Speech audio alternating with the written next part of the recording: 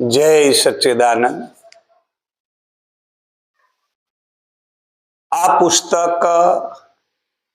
આપણે માધવાનંદ સ્વામીજીના જીવન ચરિત્ર ઉપર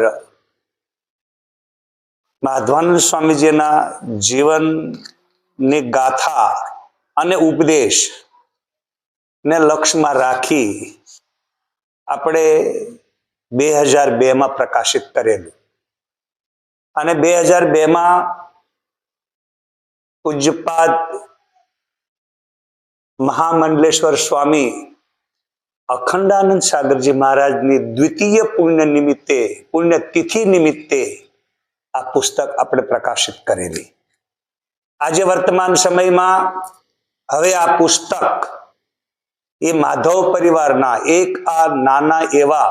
સનાતન ધર્મની જે શાખાને યોગ્ય આ ધર્મમાં તો સનાતન ધર્મની આ એક શાખા એવી છે જે જગતગુરુ શંકરાચાર્ય સાથે સંકળાયેલી છે। આદિ જગતગુરુ શંકરાચાર્યના અદ્વૈત સિદ્ધાંતના આધારે પૂજ્યપાદ પ્રગટ પ્રભુ સ્વામી માધવાનંદજી મહારાજે જે આ એમના જીવનના તમામ પ્રસંગો એટલા બધા અદ્ભુત અને દિવ્ય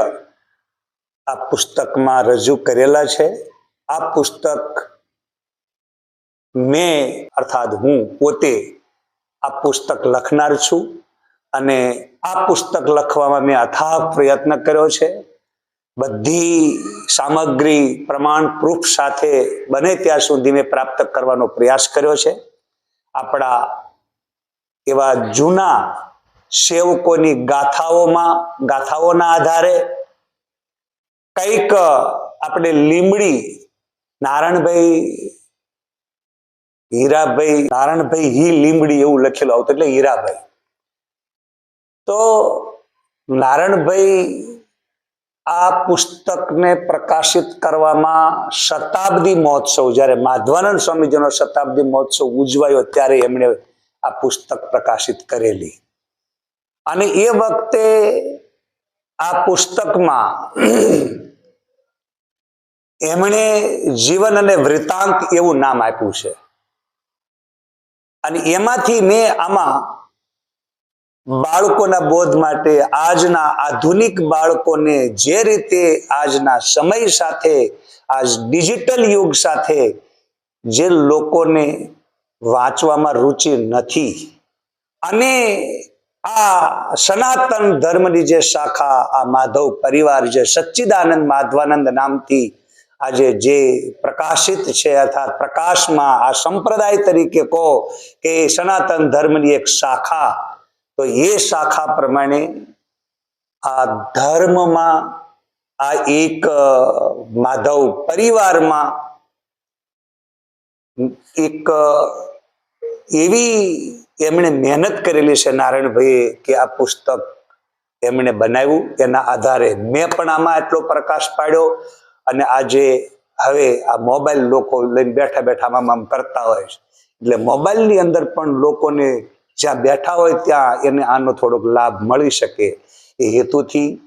આ પુસ્તકની અંદર હું જે કંઈ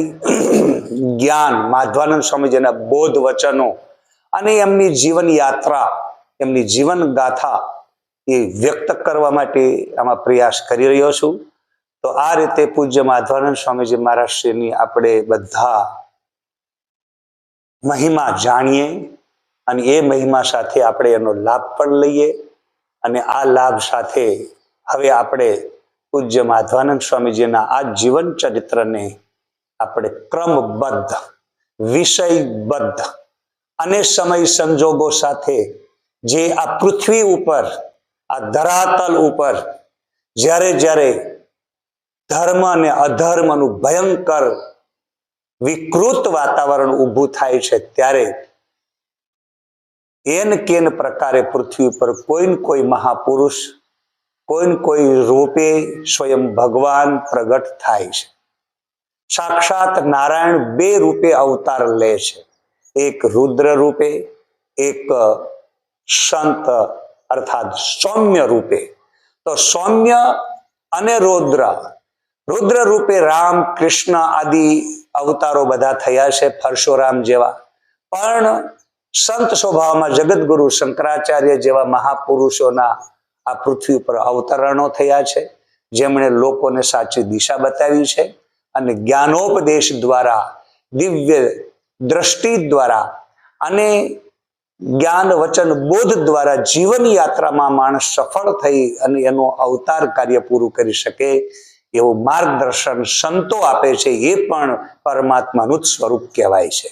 તો આ કડીમાં પૂજ્ય માધવાનંદ સ્વામીજી મહારાજ શ્રી સાક્ષાત નારાયણનું એ શિવ સ્વરૂપ, પરમાત્માના લિંગનું એ અદ્ભુત દિવ્ય સ્વરૂપ આપણે અહીંયા